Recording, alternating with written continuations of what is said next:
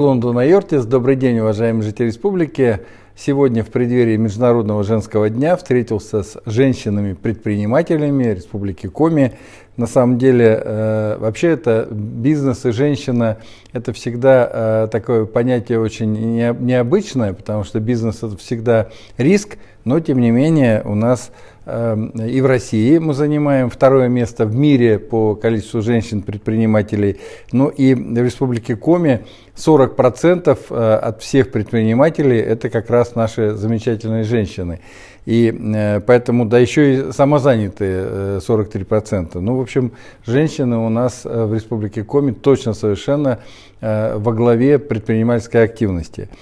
Обсудили сегодня на нашей встрече, конечно, проблемы, которые волнуют, ну, это вообще в целом геополитическая обстановка и санкции, но основной посыл, который сегодня я обозначил, это не пугаться, не опускать руки, ни в коем случае не думать даже о закрытии того или иного предприятия, а вовремя давать информацию в правительство. Мы открыты 24/7, круглосуточно, по тем проблемам, с которыми действительно сегодня бизнес сталкивается. И неважно, кто его возглавляет, женщина или мужчина. Мы вчера проводили как раз встречу с бизнес-сообществом тоже на эту же тему, поэтому сегодня все еще раз меры поддержки, те, которые есть, и те, которые сегодня планируют целым портфелем или целым пакетом выйти из Госдумы Российской Федерации, будем совершенно точно бизнесу помогать и не оставим его, так как сказал и президент страны Владимир Владимирович Путин, и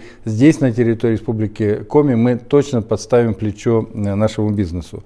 Хочу сказать, что не просто это слова. С 2021 года социальные предприятия, например, в Республике Коми могут получать гранты в размере 500 тысяч рублей на реализацию проектов или расширение действующего бизнеса, а предприятия в арктической зоне до 1 миллиона рублей.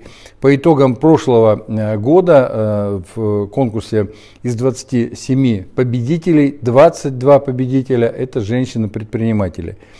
Ну и еще одна поддержка, которая работает уже с 2019 года. С 2019 года в республике работает федеральная образовательная программа «Мама-предприниматель». В прошлом году на участие в конкурсе заявилось 52 начинающие предпринимательницы. Ну и о том, как сегодня развиваются проекты, мы заслушали на этом нашем предпраздничном или праздничном круглом столе. Я искренне благодарю всех женщин-предпринимателей за то, что они решились на выведение бизнеса, за то, что они успешны.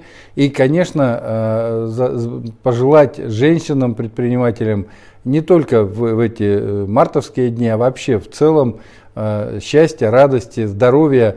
Любите и будьте любимыми.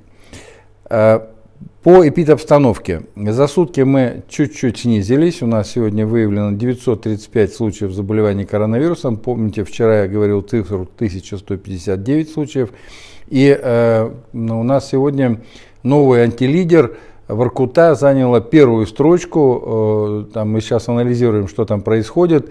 201 случай. Ну, даже Сыктывкар и Ухта, которые всегда занимают первое место, даже вместе сегодня ниже, чем в Воркуте, поэтому внимательно наблюдаем за Воркутой. Понятно, что там могут быть дополнительные меры, потребоваться поддержки и по заболевшим, и по тяжелым заболевшим, поэтому за Воркутой сегодня основное внимание. По коечному фонду пока не добавляем койки, даже в Воркуте. Если будут действительно сложные случаи, будем эвакуировать их на Сыктывкар. По занятым мы опять немножко снизились, это очень хорошо. Вчера было 1503, вы помните, сегодня 1436 коек. Ну, опять среди заболевших сегодня 935 человек, практически уже меньше 1%, это люди, которые были привиты. И среди них практически 90% это амбулаторное течение заболевания. Поэтому нужно присоединяться к вакцинированным. Их у нас на сегодняшний день 429 221 человек. плюс ревакцинированных более 88 тысяч человек, и вакцины у нас более чем достаточно, более 117 тысяч доз. Поэтому, пожалуйста, приходите и вакцинируйтесь. На этом у меня сегодня вся информация. Будьте здоровы, берегите друг друга. До следующей встречи.